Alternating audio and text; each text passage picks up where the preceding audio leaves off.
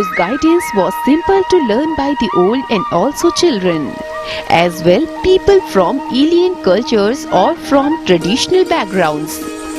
A mysterious personality which was totally beyond human understanding, and yet it was so tempered by compassionate love for all living creatures that seemed closer than the most indulgent friend ever could be. The lady known as Manush Kali, that is the living Kali. It's not easy for a common lady to carry this personality, but it was very easily handled by Sri Ma Anandamayi. Ma was one of the most influential spiritual luminaries of the 20th century.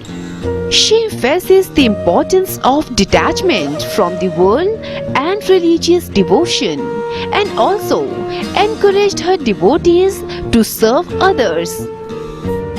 Today, she is widely recognized as a personality of great spiritual eminence. She was born 100 years ago and took Samadhi at the age of 86.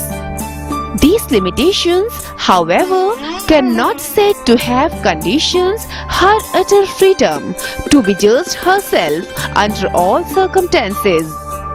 She was the embodiment of a joyous self-sufficiency, which enraptured the hearts of all who came near her.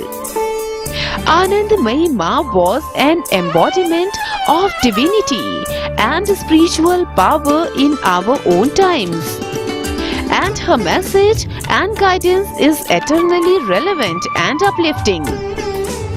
She often stressed that her appearance and birth was not the result of karma or compulsion, but that she was the visible manifestation of the pure aspiration of the spiritual longing of mankind.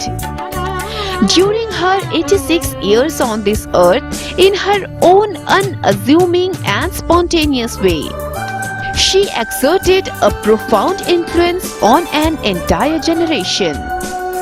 Ma was born on April 30, 1896 in Khaura, East Bengal, now Bangladesh, preceded by many miraculous signs and visions.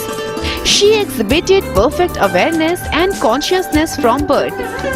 She never uttered a cry, but was peaceful and radiant, and later surprised people by remembering by name people who were present in the immediate time following her birth. She was given the name Nirmala Sundari Devi, meaning goddess of flawless beauty.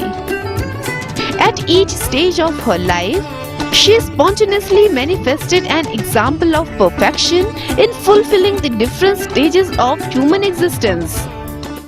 Anandamayi was a holy woman without formal religious training or initiation, whose status was based entirely on her ecstatic states. As a child, she was the embodiment of sweetness and beauty, and manifesting no desire of her own, lived to serve others, seeing only the one in all, and the one as all. The traits of absolute obedience, complete guilelessness, and perfect purity manifested in all her behavior, together with a marked mystical quality of occasional self-absorption in inner yogic states and visions. When she moved out of Bengal and visited other provinces, her presence elicited the same type of response even at her first appearance. On the shores of the holy Narmada, she was greeted as Devi Narmada.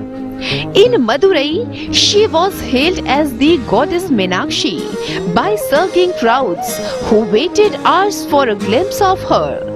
In the Punjab, she was given the same place of honor as the Holy Granth Sahib. One Muslim devotee used to see a vision of her with a taj on her head during his meditations. A Christian devotee remarked quite spontaneously, "Now we have a face to put on God."